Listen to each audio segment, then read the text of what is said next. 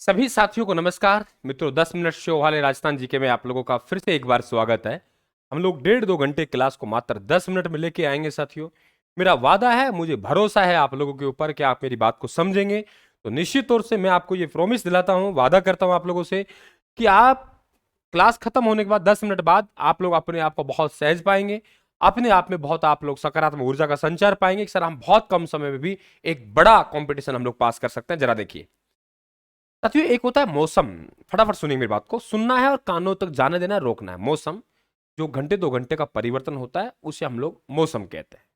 एक आपके वायुदाब, तापमान, उसका जो 3-4 महीने का परिवर्तन होता है उसे हम लोग ऋतु कहते हैं। वर्षा ऋतु, शरद ऋतु। मौसम कहते हैं सर गुरुजी मौसम ठीक हो रहा है, मौसम बिगड़ने वाला है। और एक लंबा जो आपके वायुदाब, तापमान, जल, आप लोगों की जो वर्षा, उसका जो औसत होता है 30-40 वर्षों का, वो एक लंबे समय का क्या कहलाता है? जलवायु कहलाता है। मानसून, मानसून क्या होती है? हवाएं होती हैं, ये ध्यान रखें आप लोग। जो आप लोगों के वर्षा करती है उन्हें देखिए। कुछ आप लोगों के मानसून को प्रभावित करने वाले कारक हैं साथियों। और मानसून के प्रभावित करने वाले कारकों में अगर हम लोग बात करें, सबसे पहले वो होता है समुद्र तल से दूरी। इस समुद्र से जितनी दूरी पर होंगे वहां आप लोगों के वो जलवायु को प्रभावित करेगी, वर्षा को प्रभावित करेगी। आप लोग तो देखिए, आप लोग राजस्थान में आप लोगों को बात करेंगे तो अरब सागर लगभग 400 किलोमीटर दूर है। अरब सागर ने मान लीजिए दो विभाग कर लिए। एक कर लिया बंगाली खाड़ी। बंगाली खाड़ी राजस्थान से लगभग 225 किमी है। और सॉरी, माफी चाहूंगा, आप लोगों को कच्छ की खाड़ी 225 है और खंबाती खाड़ी 275 है। राजस्थान के सबसे नजदीक अगर कोई समुद्री भाग है तो वो कच्छ की खाड़ी है, 225 किलोमीटर। तो इसका मतलब अरब सागर वाला पार्ट हमारा नजदीक रहेगा। और बंगाल खाड़ी है वो राजस्थान से लगभग 2900 किलोमीटर की दूरी पर है। तो सबसे नजदीकी जो भाग होता है वो हमारे पास ये कौन सा होता है? कच्छ की खाड़ी, जो अरब सागर का पार्ट है। राजस्थान में जो मानसून सबसे पहले आएगा वो सीधी सी बात है अरब सागरीय मानसून आ, क्योंकि नजदीक पड़ता है हमारे। लेकिन ये जो अरावली पर्वतमाला आपको दिखाई दे रही है, ये अरावली पर्वतमाला की जो स्थिति है वो इस प्रकार से है कि ये इस तरीके से तिरछा फन है इसका। जब अरब सागरीय मानसून आता तो है, लेकिन आने के बाद सीधा टकराएगा या, लेकिन टकराने के बाद इसके समानांतर गुजर जाता है, वर्षा नहीं करता है भाई, ऐसे टकराएगा। अगर वहां सीधा टकराता, जैसे ऐसे होता, तो ईस्ट टकराता तो मानसून हमारे वर्षा प्राप्त करता। अरब सागर नजदीक है, बहुत तेजी से मानसून आता है, सबसे पहले मानसून आता है, लेकिन वर्षा कम करता है, निकल जाता है, क्योंकि ये अरावली पर्वतमाला के समानांतर है। दूसरी तरफ हम लोग बात करें, बंगाल खाड़ी हमसे दूर है, तो बंगाल खाड़ी जो मानसून आएगा पहले पूर्वांचल की पहाड़ियों में टकराएगा, और टकराने के बाद फिर धीरे धीरे शीतल हो जाएगा, कमजोर होगा, फिर आके वर्षा करेगा यहाँ। तो सबसे ज्यादा वर्षा हमारे बंगाल खाड़ी से होता है। ठीक है, अरब सागर से वर्षा बहुत कम होती है, वो आगे जाके वर्षा करता है। ये थार का मरुस्थल होता है। हमेशा आपने एक फेरल का नेम पढ़ा होगा कि जो पवनें चलती है हमेशा उच्च वायुदाब से निम्न वायुदाब तरफ चलती है। गर्मियों में आपकी शुष्कता होता है थार का मरुस्थल में। तो थार के मरुस्थल में शुष्कता होगी तो सीधी सी बात मान लीजिए आप लोग, वहां नमी कम होगी, नमी कम होगी तो वायुदाब कम होगा। और समुद्रों में वायुदाब उच्च होता है। दूसरा उदाहरण देखिए, गर्मियों में अगर धरातल का पानी देखेंगे ऊपर गर्म होता है और ट्यूबवेल का पानी ठंडा होता है, समुद्र ठंडे होते हैं। तो ये थार का मरुस्थल एक निम्न वायुदाब केंद्र होता है जो आकर्षित करता है हवाओं को, आ जाइए। समुद्र से हवाओं को बुलाता जरूर है थार का मरुस्थल, लेकिन भाई दिक्कत करता है अरावली। ठीक है, अरावली का फायदा भी है कि थार के मरुस्थल को आगे नहीं बढ़ने देती, लेकिन नुकसान ये है कि ये वर्षा को तो खींचता है, लेकिन मजा वाली बात नहीं, क्योंकि ये वर्षा को रोक देती है, ऐसे घूम जाता है। तो निम्न वायुदाब केंद्र होता है जो वर्षा को खींचता है, आकर्षित करता है, ये भी आप लोग ध्यान रखेंगे। साथियों, हमारे पास अगर हम लोग राजस्थान के वर्षा की हम लोग बात करें, ये उत्तरी पश्चिमी राजस्थान है, यहाँ वर्षा कम होती है। दक्षिणी पूर्वी राजस्थान में वर्षा ज्यादा होती है। ये दक्षिण राजस्थान ऐसा भाग है जो बंगाल खाड़ी से मानसून प्राप्त करता है और अरब सागर से मानसून प्राप्त करता है। मानसून का प्रवेश द्वार हम लोग बांसवाड़ा को कहते हैं, और मानसून लगभग 15 जून के आसपास साधारणतः हम तिथि मानते हैं। दूसरी बात, सर्वाधिक वर्षा वाला संभाग यहाँ होगा कोटा। न्यूनतम वर्षा वाला संभाग यहाँ होगा जोधपुर। सर्वाधिक वर्षा वाला जिले झालावाड़ और बांसवाड़ा। आजकल बांसवाड़ा में 100 सेंटीमीटर वर्षा हो रही है, वो यहाँ मिलेगा। न्यूनतम वर्षा वाला जैसलमेर मिलेगा। सर्वाधिक वर्षा वाला स्थान माउंट आबू 150 सेंटीमीटर तक वर्षा प्राप्त करता है। न्यूनतम वर्षा वाला स्थान बात करेंगे सम। क्लियर, ये आप ध्यान रखेंगे। राजस्थान में एवरेज हम लोग बात करें कि औसतन वर्षा कितनी होती है, भाई वहां देखेंगे आप झालावाड़ बांसवाड़ा में 100 सेंटीमीटर तक वर्षा होती है, और जैसलमेर में 10-5 सेंटीमीटर तक वर्षा हो रही है। लेकिन एवरेज कहीं कम कहीं ज्यादा, तो हम कहेंगे 57 से 58 आपके सेंटीमीटर तक वर्षा राजस्थान की एवरेज वर्षा है, आप लोग ये ध्यान रखेंगे। क्लियर, मेरे हिसाब से बहुत अच्छी तरीके से बातें क्लियर हो गई होंगी आप लोगों के। जरा आगे चलते हैं हम लोग। बहुत अच्छी सीरीज है, चैनल को सब्सक्राइब कर लेना आप लोग साथियों। पीडीएफ मैं आप लोगों को टेलीग्राम पे डाल दूंगा, राजस्थान का टेलीग्राम पे मिल जाएगी आप लोग, ठीक है। राजस्थान के टेलीग्राम पे डाल दी जाएगी पीडीएफ आप लोग। और ऐसी क्लासों से जुड़े रहिए आप लोग। सर्वाधिक वर्षा वाला दिनों वाला जिला, हम मानते हैं राजस्थान में कहीं वर्षा ज्यादा होती है एक साल में। झालावाड़ में 40 दिन तक हो जाती है, बांसवाड़ा में 38 दिन तक हो जाती है, वहीं जैसलमेर में मात्र 5 दिन होती है।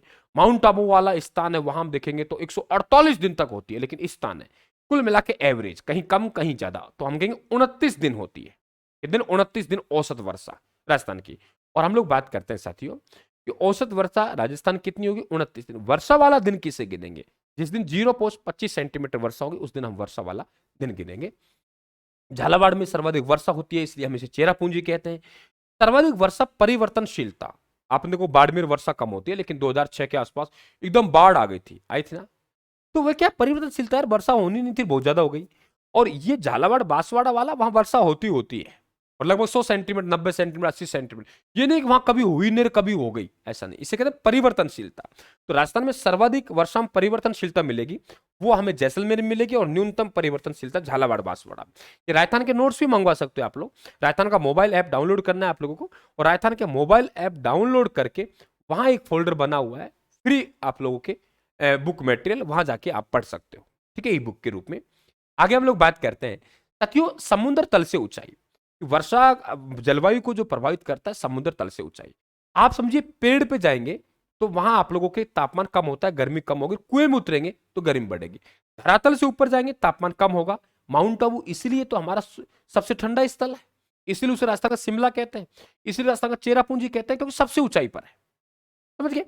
अब भाई सीधी सी बात है कि ये दर क्या होती है। अगर हम ऊंचाई पे जाएंगे तो 165 मीटर की ऊंचाई पे जाएंगे तो आप लोगों का 1 सेल्सियस तापमान कम होगा। और 32 मीटर अगर हम लोग कुआं में जाएंगे, यानी गहरे में जाएंगे, धरातल से नीचे जाएंगे, तो 1 सेल्सियस तापमान बढ़ेगा। मेरे हिसाब से एकदम क्लियर। तो औसत तापमान क्या होता है? वो 37 से 38 सेल्सियस होता है। 165 मीटर पर 1 सेल्सियस तापमान कम होता है, 32 मीटर पर 1 सेल्सियस कम होता है, बढ़ेगा। सबसे गर्म व ठंडा जिला चूरू। चूरू क्या है कि आप लोगों के वहां धरातल में चूने की चट्टानें मिलती हैं, चूने की परत मिलती है, जो सर्दियों में खूब ठंडी हो जाती है, गर्मियों में खूब तपती है। तो सर्दियों में ज्यादा, गर्मियों में कम गर्मी, सॉरी गर्मियों में गर्मी ज्यादा, सर्दियों में सर्दी ज्यादा, इसे कहते हैं वार्षिक तापांतर। तो राजस्थान में सर्वाधिक वार्षिक तापांतर वाला जो जिला है वो चूरू है। आप देखेंगे कि दैनिक मतलब दिन में तो भाई देखो रात रेत है, रेत जैसलमेर में, तो फिर रेत जैसलमेर में तो वो दिन में तो क्या करेगी, खूब तपेगी, और रात को क्या हो जाएगी, ठंडी हो जाएगी। तो दिन का जो तापमान का अंतर उसे कहते हैं दैनिक तापमान। सबसे ज्यादा जो दैनिक तापांतर होता है वो दैनिक तापांतर कहाँ होता है? सबसे ज्यादा जैसलमेर में होता है। लेकिन न्यूनतम चाहे दैनिक हो चाहे वार्षिक हो वो डूंगरपुर में होता है, ये भी आप लोग ध्यान रखेंगे। ओके भाई, आगे बढ़ते हैं। अरावली पर्वतमाला की स्थिति। अरावली पर्वतमाला की स्थिति की हम लोग बात करेंगे।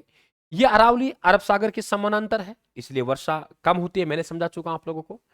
वनस्पति तत्व, जहां वनस्पति अच्छी होगी वहां जलवायु आर्द्र होगी, जहां वनस्पति कम होगी वहां जलवायु शुष्क होगी। थार के मरुस्थल में शुष्क जलवायु, वनस्पति कम है। दक्षिण पूर्वी राजस्थान में वन ज्यादा है क्योंकि वनस्पति वहां पे आपके इसलिए जलवायु आर्द्र है। मृदा की संरचना, मृदा की संरचना बहुत प्रभावित करेगी। चूरू में आप लोगों के चूने की परतें मिलती हैं, तो वहां आपके गर्मियों में गर्मी, सर्दियों में सर्दी। आप देखेंगे वहां सर्दियों में खूब सर्दी पड़ती है, तो वार्षिक तापांतर ज्यादा है। और वहां जैसलमेर में देखेंगे दिन में रेत तपेगी, रात को ठंडी हो जाएगी। तो वहां मृदा की संरचना कैसी है वो भी वहां उसे प्रभावित करेगी। तो मेरे हिसाब से एकदम बहुत अच्छी तरीके बातें क्लियर होगी। आगे हम लोग बात करते हैं अक्षांशीय और देशांतरी विस्तार, ये किस प्रकार से प्रभावित करती है। अक्षांशीय और देशांतरी विस्तार ये किस प्रकार से प्रभावित करते हैं? देखिए, जलवायु, तापमान और समय को प्रभावित करती है। हमारे पास कर्क रेखा है, राजस्थान के दक्षिणी सिरे से गुजरती है, बांसवाड़ा के मध्य से डूंगरपुर के दक्षिणी भाग चीखली को छूती हुई निकलती है। तो जहां हमारे पास कर्क रेखा के अधिकांश भाग उत्तर में है, इसलिए यहां हमारे उपोष्ण कटिबंधीय जलवायु मिलती है, और ये दक्षिणी भाग है आप लोगों को वहां उष्ण कटिबंधीय जलवायु मिलती है।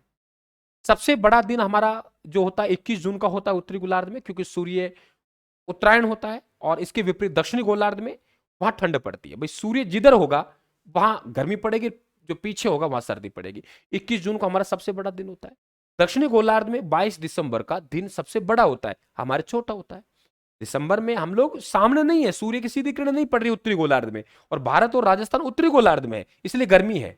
और दिसंबर जनवरी में ठंड है, क्योंकि हम विपरीत हैं, और सब दक्षिणी गोलार्ध में क्या हो जाएगा, ज्यादा पड़ेगी। तो ध्यान रखें आप, सबसे गर्म महीना जून का हो गया, सबसे ठंडा महीना जनवरी को हो गया, सबसे गर्म जिला चूरू हो गया, सबसे ठंडा जिला चूरू हो गया, सर्वाधिक वार्षिक तापांतर चूरू में हो गया, सर्वाधिक दैनिक तापांतर जैसलमेर में हो गया, औसत तापमान आपका राजस्थान का 37 से 38 सेल्सियस, सर्वाधिक तापमान दोपहर बाद देखिए 3 बजे के आसपास, सबसे कम तापमान 5 बजे ठंड होती है आप लोगों के, सबसे ठंडा स्थल माउंट आबू हो गया, सर्वाधिक दैनिक वार्षिक तापांतर उत्तरी पश्चिमी राजस्थान, न्यूनतम आप लोगों को दक्षिण बता दिया आप लोगों को। ये सब बातें आप लोगों को साथियों मालूम होनी चाहिए।